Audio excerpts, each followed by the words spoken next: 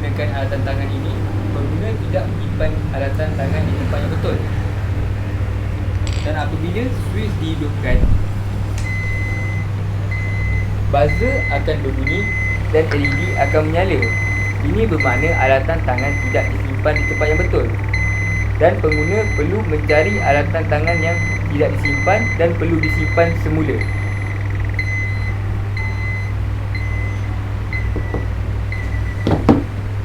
Setelah buzzer berhenti berbunyi dan LED tidak menyala, ini bermakna alatan tangan telah disimpan di tempat yang betul. Pengguna akan mengambil alatan tangan yang hendak digunakan.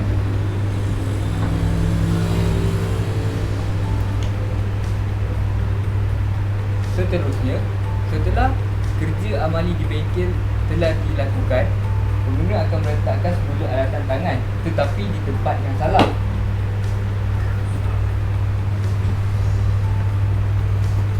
Dan apabila switch dihidupkan, kedua-dua buzzer ini akan berbunyi dan LED akan menyala. Ini bermakna pelajar perlu menyusun semula alatan tangan di kedudukan yang betul. Pelayar di tempat pelayar, manakala pelayar pemotong di tempat pelayar pemotong, dan buzzer tidak berbunyi dan LED tidak menyala. Ini bermakna alatan tangan telah disimpan di tempat yang betul. Bagi pengenalan, pada zaman moden ini, pelbagai kemudahan telah dihasilkan serta alatan tangan telah direka bagi memudahkan aktiviti harian manusia. Dengan adanya alatan tangan, kerja-kerja dapat dilakukan dengan lebih kemas, efisien dan teratur. Namun, alatan tangan ini perlu dijaga dengan baik, cermat agar tidak rosak atau hilang. Oleh itu, pengguna perlu mengetahui cara-cara yang betul untuk menyelenggara dan membaik pulih perkakas dan alatan tangan agar alatan tangan boleh terus digunakan berulang kali.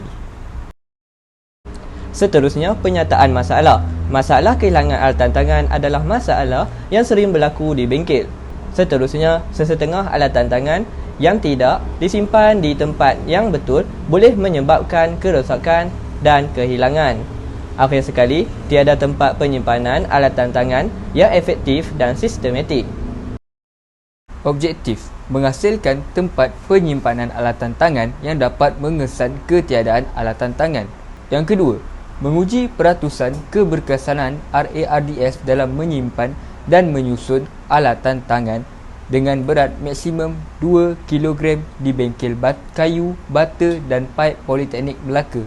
Yang ketiga, menganalisis data daripada ujian peratus kehilangan alatan tangan yang dijalankan di bengkel. Seterusnya adalah skop projek. Skop projek terdiri daripada 5H dan 1W.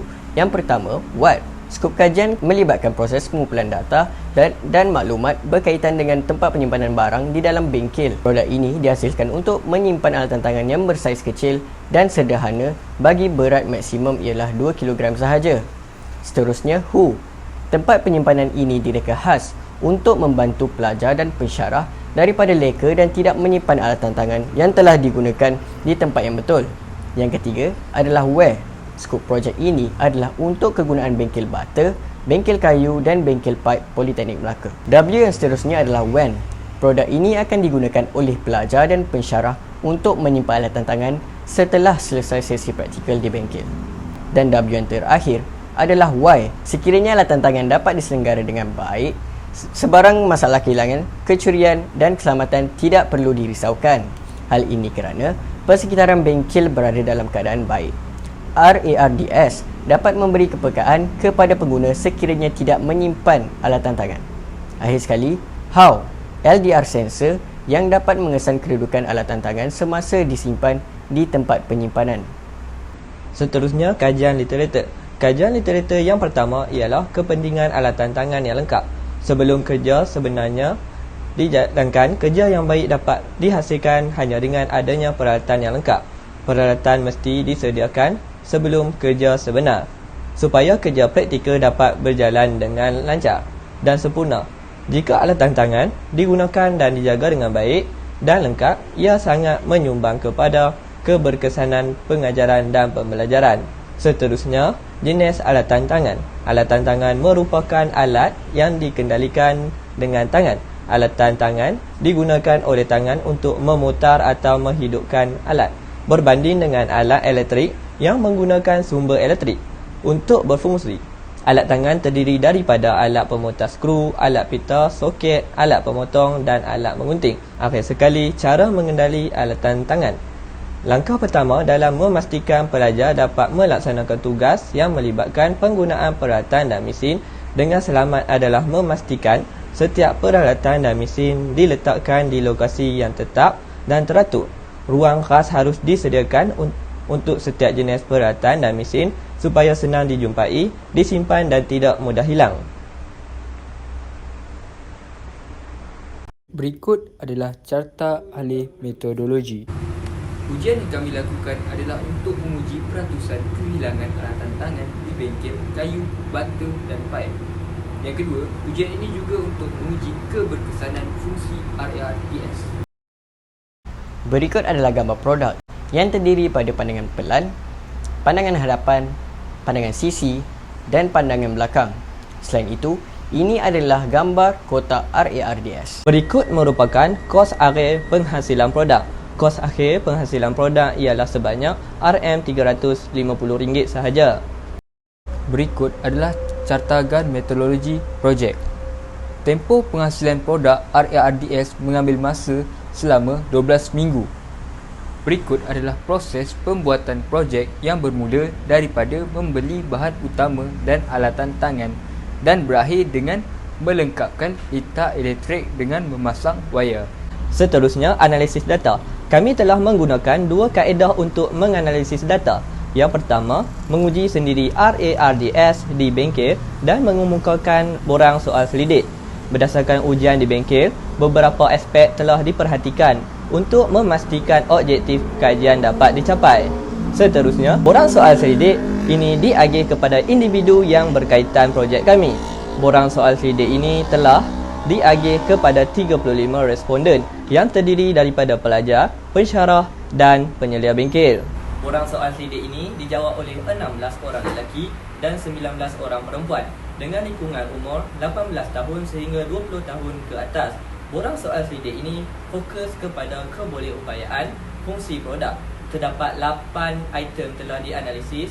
Kesimpulannya, berdasarkan data yang telah dianalisis, kebolehupayaan fungsi produk ini telah mencapai keputusan yang positif, iaitu 93% bersetuju RARDS lebih efektif. Oleh yang demikian, tahap kebolehupayaan fungsi produk berada pada tahap yang terbaik.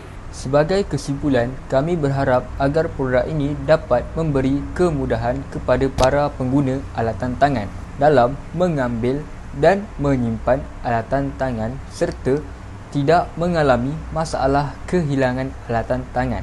Kami juga berharap dengan penghasilan produk ini dapat membantu pengguna menghasilkan hasil kerja yang terbaik. Dengan ini, kami mengesahkan bahawa produk kami adalah dari inovasi dan idea kami sendiri.